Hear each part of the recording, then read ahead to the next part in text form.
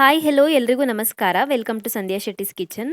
ಇವತ್ತಿನ ವಿಡಿಯೋದಲ್ಲಿ special breakfast recipe tawa idli ಅಥವಾ ಮಸಾಲಾ ತವಾ ಇಡ್ಲಿನ ಶೇರ್ ಮಾಡ್ತಾ ಇದ್ದೀನಿ. ಇದನ್ನು ಸ್ಪಾಟ್ ಇಡ್ಲಿ ಅಂತಲೂ ಹೇಳ್ತಾರೆ. ತವಾ ಮೇಲೆ ಮಸಾಲೆನ ಫ್ರೈ ಮಾಡಿಬಿಟ್ಟು ನಂತರ ಅದಕ್ಕೆ ಇಡ್ಲಿ ಹಿಟ್ಟನ್ನು ಸೇರಿಸ್ಬಿಟ್ಟು ತವಾ ಮೇಲೇ ಇಡ್ಲಿನ ಪ್ರಿಪೇರ್ ಮಾಡ್ತೀವಿ. ತುಂಬಾ ಚೆನ್ನಾಗಿರುತ್ತೆ ತಿನ್ನೋದಕ್ಕೆ.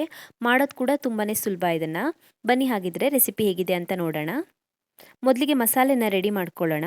ನಾನಿಲ್ಲಿ ಒಂದು ಬೌಲ್ಗೆ 2 ಚೆನ್ನಾಗಿ ಹೆಚ್ಚಿರುವಂಥ ಈರುಳ್ಳಿನ ಸೇರಿಸ್ಕೊಳ್ತಾ ಇದ್ದೀನಿ. 2 ಮೀಡಿಯಮ್ ಸೈಜ್ನ ಈರುಳ್ಳಿನ ಚಿಕ್ಕದಾಗಿ ಹೆಚ್ಚಿಬಿಟ್ಟು ಸೇರಿಸ್ಕೊಳ್ತಾ ಇದ್ದೀನಿ.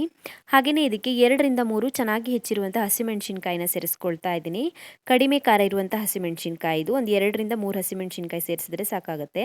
ಹಾಗೆಯೇ ಒಂದು ಸ್ವಲ್ಪ ಕರಿಬೇವಿನ ಎಲೆಗಳನ್ನು ಚಿಕ್ಕದಾಗಿ ಹೆಚ್ಚಿಬಿಟ್ಟು ಸೇರಿಸ್ಕೊಳ್ಬೇಕು. ಒಂದು ಮೀಡಿಯಮ್ ಸೈಜ್ನ ಟೊಮ್ಯಾಟೋನ ಚಿಕ್ಕದಾಗಿ ಹೆಚ್ಚಿಬಿಟ್ಟು ಸೇರಿಸ್ಕೊಳ್ತಾ ಇದ್ದೀನಿ.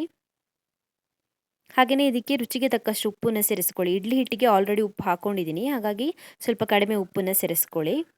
1/4 ಚಮಚ ಅರಿಶಿನ ಪುಡಿ, ಅರ್ಧ ಚಮಚ ಆಗುವಷ್ಟು ಅಚ್ಚಖಾರದ ಪುಡಿ, ಹಾಗೆಯೇ 1/4 ಚಮಚ ಆಗುವಷ್ಟು ಗರಂ ಮಸಾಲೆ ಪೌಡರ್ನ ಸೇರಿಸ್ಕೊಳ್ಬೇಕು ಮಸಾಲೆಗೆ. ಚೆನ್ನಾಗಿ ಮಿಕ್ಸ್ ಮಾಡ್ಕೊಳ್ಳಿ ಎಲ್ಲ ಐಟಮ್ಸನ್ನು. ನಾನು ಇವಾಗಲೇ ಮಸಾಲೆಸ್ ಎಲ್ಲ ಸೇರಿಸ್ಬಿಟ್ಟು ಮಿಕ್ಸ್ ಮಾಡಿ ಇಟ್ಕೊಳ್ತಾ ಇದ್ದೀನಿ. ಮತ್ತು ತವಾ ಮೇಲೆ ಬೇರೇನು ಮಸಾಲೆ ಹಾಕ್ಕೊಳ್ಳೋದಿಲ್ಲ, ಇವಾಗಲೇ ಮಿಕ್ಸ್ ಮಾಡಿ ರೆಡಿ ಮಾಡಿ ಇಟ್ಕೊಳ್ತಾ ಇದ್ದೀನಿ. ಸೊ ನಾನು ಇಡ್ಲಿ ಹಿಟ್ಟನ್ನು ಆಲ್ರೆಡಿ ರೆಡಿ ಮಾಡಿ ಇಟ್ಕೊಂಡಿದ್ದೀನಿ. ಆಲ್ರೆಡಿ ಹುಳಿ ಆಗಿದೆ ಇದು. ನಾರ್ಮಲ್ ಆಗಿ ನಾವು ಇಡ್ಲಿಗೆಲ್ಲ ರೆಡಿ ಮಾಡ್ತೀವಲ್ವ, ಅಕ್ಕಿ ಮತ್ತು ಉದ್ದಿನ ಬೇಳೆನ ಗ್ರೈಂಡ್ ಮಾಡಿಬಿಟ್ಟು ಮಾಡ್ಕೊಂಡಿರೋದು ಇದು. ಆಲ್ರೆಡಿ ಫರ್ಮೆಂಟ್ ಆಗಿದೆ, ಹುಳಿ ಆಗಿದೆ ಇದು. ಸೊ ಇಷ್ಟು ತಿಕ್ಕಾಗಿರಬೇಕು, ಜಾಸ್ತಿ ತೆಳು ಮಾಡ್ಕೊಳ್ಬಾರ್ದು ಇಡ್ಲಿ ಹಿಟ್ಟನ್ನು. ಇವಾಗ ಒಂದು ತವಾ ಅಥವಾ ಬಾಣಲಿನ ಕಾಯಿಸ್ಬಿಟ್ಟು ಅದಕ್ಕೊಂದು 2 ಚಮಚ ಆಗುವಷ್ಟು ಎಣ್ಣೆನ ಸೇರಿಸ್ಕೊಳ್ಬೇಕು. ಯಾವುದೇ ಕುಕ್ಕಿಂಗ್ ಆಯಿಲ್ ಆದ್ರೂ ಪರವಾಗಿಲ್ಲ, ನಾನು ತೆಂಗಿನೆಣ್ಣೆ ಯೂಸ್ ಮಾಡ್ತಾ ಇದ್ದೀನಿ.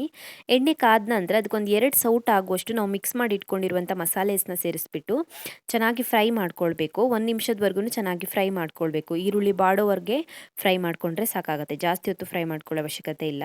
1 ನಿಮಿಷ ಫ್ರೈ ಮಾಡ್ಕೊಂಡ ನಂತರ ಇದನ್ನ ಪಾರ್ಟಿಷನ್ ಮಾಡ್ಕೊಳ್ಳಿ. ನಾನೊಂದು 4 ಇಡ್ಲಿ ಸೇರಿಸ್ತಾ ಇದ್ದೀನಿ. ಇದಕ್ಕೆ 4 ಇಡ್ಲಿ ಹಿಟ್ಟನ್ನು ಸೇರಿಸ್ಕೊಳ್ತಾ ಇದ್ದೀನಿ. ಸೊ ಮಧ್ಯಕ್ಕೆ ಪಾರ್ಟಿಷನ್ ಮಾಡಿಕೊಂಡು 4 ಭಾಗ ಮಾಡ್ಕೊಂಡಿದ್ದೀನಿ. ಇದ್ರ ಮೇಲೆ ಇವಾಗ ಇಡ್ಲಿ ಹಿಟ್ಟನ್ನು ಸೇರಿಸ್ಕೊಳ್ಳೋಣ. ಈ ರೀತಿಯಾಗಿ ಸ್ವಲ್ಪ ದೂರಕ್ಕೆ ಮಾಡ್ಕೊಳ್ಳಿ. ಇವಾಗ ಒಂದು ಅರ್ಧ ಸೌಟ ಆಗುವಷ್ಟು ಇಡ್ಲಿ ಹಿಟ್ಟನ್ನು ಸೇರಿಸ್ಕೊಳ್ಬೇಕು ಇದ್ರ ಮೇಲೆ. ನಾರ್ಮಲ್ ಆಗಿ ನಾವು ಇಡ್ಲಿಗೆಲ್ಲ ಒಂದು ಇಡ್ಲಿ ಮಾಡೋದಕ್ಕೆ ಎಷ್ಟು ಹಿಟ್ಟು ಹಾಕ್ಕೊಳ್ತೀವೋ ಅಷ್ಟು ಹಿಟ್ಟನ್ನು ಸೇರಿಸ್ಕೊಳ್ಬೇಕು. ಈಗ ಲೋ ಫ್ಲೇಮಲ್ಲಿ ಇಟ್ಕೊಂಡು ಮುಚ್ಚಳನ ಮುಚ್ಚಿಬಿಟ್ಟು ಒಂದು 3ರಿಂದ 4 ನಿಮಿಷದವರೆಗೂ ಕುಕ್ ಮಾಡ್ಕೊಳ್ಳೋಣ. ಕಡಿಮೆ ಉರಿನಲ್ಲಿ ಕುಕ್ ಮಾಡ್ಕೊಳ್ಳಿ, ಇಲ್ಲಾಂದರೆ ಕಪ್ಪಾಗ್ಬಿಡ್ಬೋದು. ಒಂದು 3-4 ನಿಮಿಷ ಫ್ರೈ ಮಾಡ್ಕೊಂಡ ನಂತರ ಮೇಲ್ಗಡೆಗೆ ಇನ್ನೊಂದು ಸ್ವಲ್ಪ ಎಣ್ಣೆನ ಸೇರಿಸ್ಕೊಂಡು ತಿರುಗಿಸಿ ಹಾಕ್ಕೋಬೇಕು. ಒಂದು ಕಡೆಗೆ ಚೆನ್ನಾಗಿ ಬೆಂದಿದೆ, ಇವಾಗ ಇನ್ನೊಂದು ಕಡೆಗೆ ಬೇಯಲಿ. ತಿರುಗಿಸಿ ಹಾಕ್ಕೊಳ್ಳಿ ಎಲ್ಲ ಇಡ್ಲಿಗಳನ್ನು. ಇಡ್ಲಿ ತೆಳುವಾಗಿ ಬರುತ್ತೆ ಈ ರೀತಿ ಮಾಡಿದ್ರೆ. ತೆಳುವಾಗಿ ಸಾಫ್ಟ್ ಆಗಿ ಬರುತ್ತೆ. ಎಲ್ಲ ಇಡ್ಲಿಗಳನ್ನು ತಿರುಗಿಸಿ ಹಾಕ್ಕೊಂಬಿಟ್ಟು ಮತ್ತೆ ಮುಚ್ಚಳನ ಮುಚ್ಚಿಬಿಟ್ಟು ಮತ್ತೆ ಬೇಯಿಸ್ಕೊಳ್ಳೋಣ. ಮತ್ತೊಂದು 2 ನಿಮಿಷ ಬೇಯಿಸ್ಕೊಂಡ್ರೆ ಸಾಕಾಗುತ್ತೆ. ಬೇಕಿದ್ರೆ ಇನ್ನೊಂದು ಸ್ವಲ್ಪ ಎಣ್ಣೆನ ಸೇರಿಸ್ಕೊಳ್ಬೋದು. ಮುಚ್ಚಳನ ಮುಚ್ಚಿ ಮತ್ತೊಂದು 2 ನಿಮಿಷ ಬೇಯಿಸ್ಕೊಂಡಿದ್ದೀನಿ ಕಡಿಮೆ ಊರಿನಲ್ಲಿ. ರೆಡಿಯಾಗಿದೆ, ಇಡ್ಲಿ ಚೆನ್ನಾಗಿ ಬೆಂದಿದೆ. ರಿಮೂವ್ ಮಾಡಿ ಇಟ್ಕೊಳ್ಳೋಣ ಪಾತ್ರೆಯಿಂದ. ತುಂಬಾ ಚೆನ್ನಾಗಿರುತ್ತೆ ಇದು ತಿನ್ನೋದಕ್ಕೆ, ತುಂಬಾ ಟೇಸ್ಟಿಯಾಗಿರುತ್ತೆ. ಮಸಾಲೆ ಎಲ್ಲ ಹಾಕಿರೋದ್ರಿಂದ ಚಟ್ನಿ ಬೇಕಂತಿಲ್ಲ ತಿನ್ನೋದಕ್ಕೆ, ಹಾಗೆಯೇ ತಿನ್ಬೋದು. ತುಂಬಾ ರುಚಿಯಾಗಿ ಬರುತ್ತೆ. ಟ್ರೈ ಮಾಡಿ ನೀವು ಕೂಡ. Thank you for watching my video. ನಿಮಗೆ ವಿಡಿಯೋ ಇಷ್ಟವಾಗಿದ್ದರೆ ವಿಡಿಯೋಗೊಂದು ಲೈಕ್ ಕೊಡಿ, ಹಾಗೆಯೇ ಕಮೆಂಟಲ್ಲಿ ತಿಳಿಸಿ ಹೇಗಿದೆ ಅಂತ.